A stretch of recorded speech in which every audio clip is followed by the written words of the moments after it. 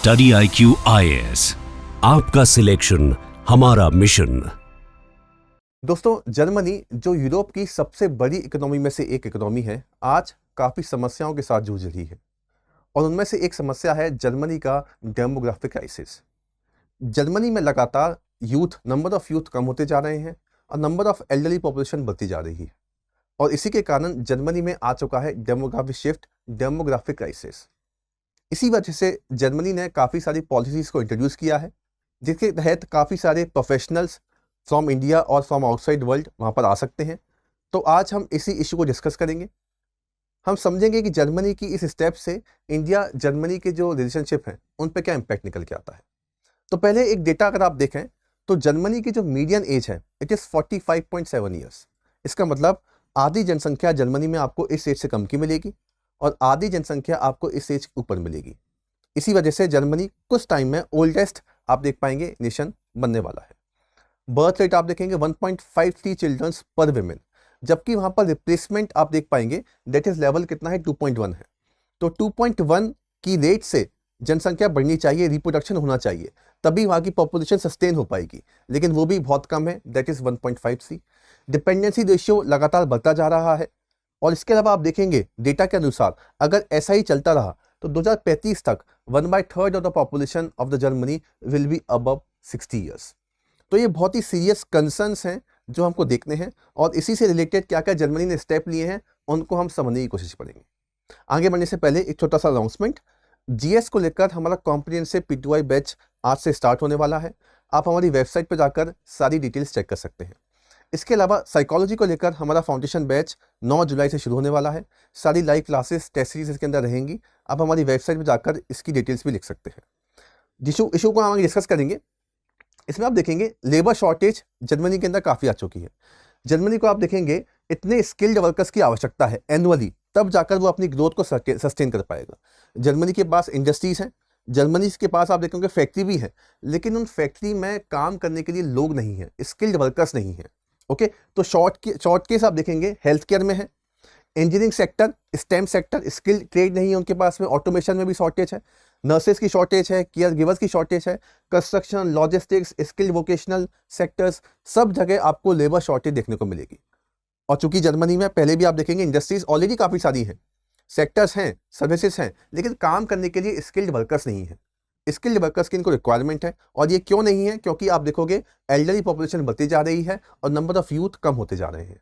तो ये एक बहुत सीरियस कंसर्न यहाँ पर राइज करता है। इसके अलावा आप देखेंगे इसी वजह से इकोनॉमिक थ्रेट भी काफ़ी आ गई है, क्योंकि जितने कम यूथ होंगे उतना कम टैक्स निकल के आएगा, और जितना भी टैक्स कम निकल के आएगा वो सारा हमको पेंशन ही फंड करनी पड़ेगी, क्योंकि एल्डरली पॉपुलेशन बढ़ती जा रही है। तो आपको उनको पेंशन भी देना है, आपको उनको हेल्थ केयर भी देना है। उसके लिए टैक्स कहाँ से आएगा? नंबर ऑफ यूथ, जो यूथ वहाँ पे जॉब कर रहे हैं, और वो तो वैसे ही कम होते जा रहे हैं। तो इस वजह से काफ़ी हैवी आप देख पाएंगे जीडीपी ग्रोथ इनका स्लो हो गया है और काफ़ी बर्डन आ चुका है इनके ऊपर। इवन मैन्युफैक्चरिंग और टेक कॉम्पिटिटिव ये भी रिस्क पर है। क्यों?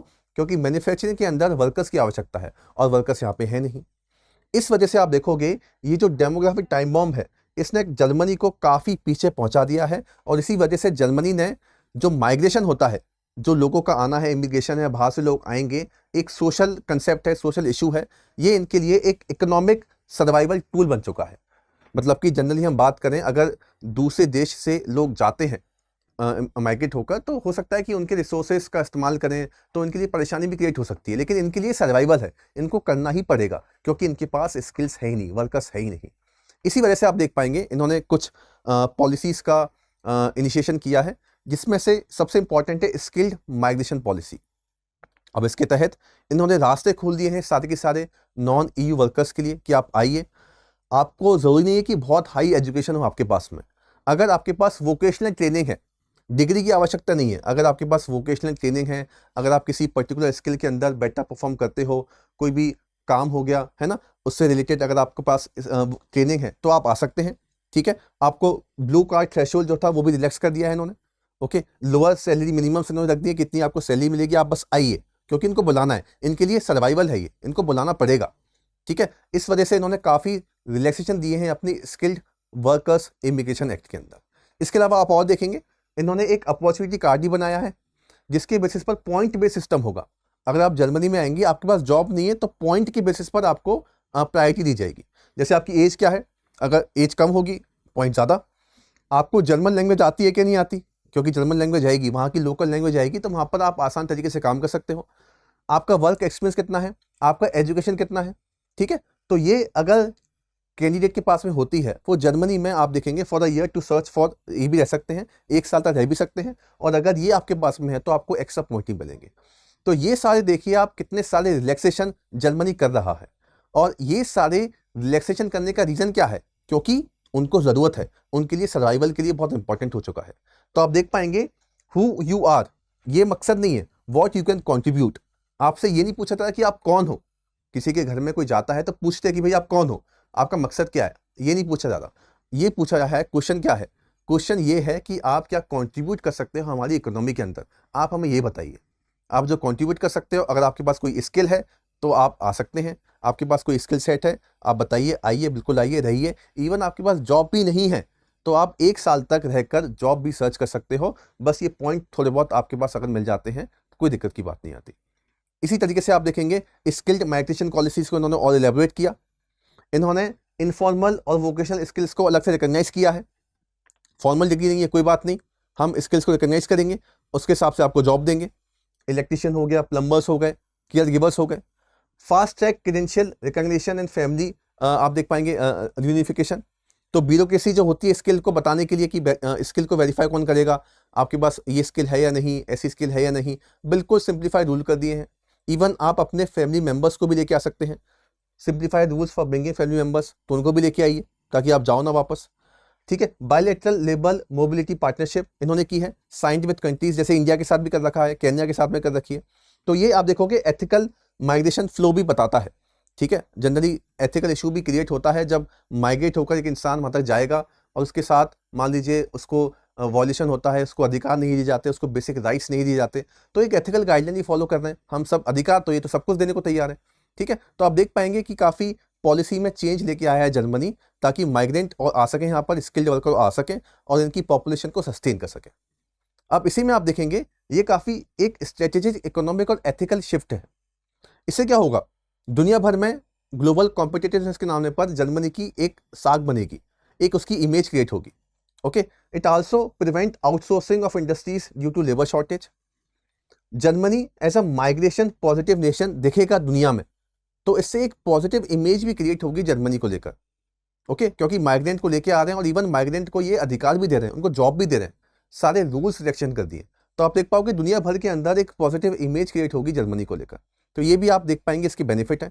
इसके अलावा आप देख पाएंगे इकोनॉमिकल बेनिफिट तो मिलेंगे ही, जीडीपी आपका बूस्ट होगा, सोशल सिक्योरिटी सिस्टम आप बेटर कर सकते हो, और जो गैप है जैसे कि एल्डर केयर में, नर्सिंग में जो गैप निकल के आ रहा था, वो गैप भी आप भर सकते हो। तो काफ़ी सारे स्ट्रेटेजिक, इकोनॉमिकल और एथिकल इम्प्लीकेशन आपको देखने को मिलेंगे इस पर्टिकुलर मेथड के जो जर्मनी यूज़ कर रहा है, refugee based to skill based migration. तो ये एथिकल रिक्रूटमेंट जैसे किया जाता है, गरीब कोई देश है तो वहाँ से अगर कोई जाता है अपनी स्किल को लेकर, इससे वहाँ पे जा सकता है, ओके, उसको भी इंकरेज किया जाएगा। तो ये सारे के सारे आपको इम्पैक्ट देखने को मिलेंगे अगर जर्मनी ऐसी स्टेप लेता है तो। अब इसके अलावा जो मेन मकसद है वो ये भी है कि हमें समझना पड़ेगा कि इंडिया जर्मनी के लिंकेज कैसे इम्पैक्ट आते हैं। अब जैसे आपको पता है कि इंडिया में वर्कर्स हैं, इंडिया में जॉबलेस है यूथ हमारा, ठीक है, तो जॉब नहीं है हमारे यूथ के पास में, तो वहाँ पर जॉब है, तो इस तरीके से हम कुछ यूज़ तो कर सकते हैं इस चीज़ का, ये हमको समझ में आ गया। तो हमारे पास आप देखो stem professionals, IT engineers, nursing, health care, ये सब में है लोग काफ़ी, लेकिन हमारे पास जॉब नहीं है, तो हम उनका यूज़ कर सकते हैं। तो जो कंसेप्ट होता है ब्रेन ड्रेन का, हम उनको अपस्किलिंग, अब जैसे मान लीजिए कोई यूथ है, अगर वो अपना काम वहाँ पे करता है जर्मनी में और वापस से फिर इंडिया में आएगा, तो डेफिनेटली अपनी स्किल्स जो सीख के आया वो जर्मनी से कंट्रीब्यूट करेगा हमारे देश को, ठीक है। तो इस तरीके से ब्रेन ड्रेन का हम सही तरीके से इस्तेमाल कर सकते हैं, ठीक है। तो और हमारी सॉफ्ट पावर भी बढ़ेगी। इसके अलावा रेमिटेंसेस बढ़ेंगे, वहाँ पर रह के पैसे भेजेंगे, रेमिटेंसेस का इन्फ्लो होगा, और रिटर्न जब आएंगे तो अपस्किलिंग मिलेगी। तो इंडिया का जो स्किल इंडिया इंटरनेशनल प्रोग्राम है, इसको भी एक बूस्ट मिलेगा। तो ये हमारी जो स्किल यूथ है और जो अनएम्प्लॉयड है उसके ब्रिज को भर सकता है। ओके, हमारे पास यूथ है लेकिन एम्प्लॉयमेंट नहीं है, तो एम्प्लॉयमेंट वहाँ पर है, आप जाइए और वापस से आके रेमिटेंसेस की तरह हेल्प मिलेगी आपको, और वापस से आके अपस्किलिंग भी मिलेगी देश को।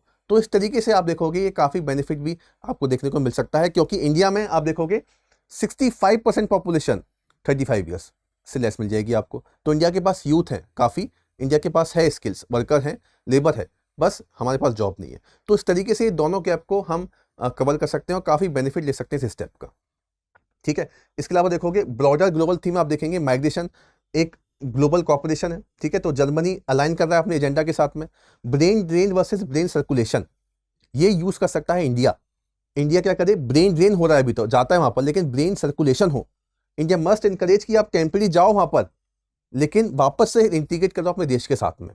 तो हमें इस तरह की कुछ पॉलिसी लेके आनी पड़ेगी कि ऐसा नहीं कि अगर कोई यूथ जाता है तो वहीं का होके रह जाए, वो जाए वहां पर, लेकिन पॉलिसी शिफ्ट कुछ ऐसा हो कि वापस यहाँ पर आए, तो ब्रेन ड्रेन कन्वर्ट हो ब्रेन सर्कुलेशन में।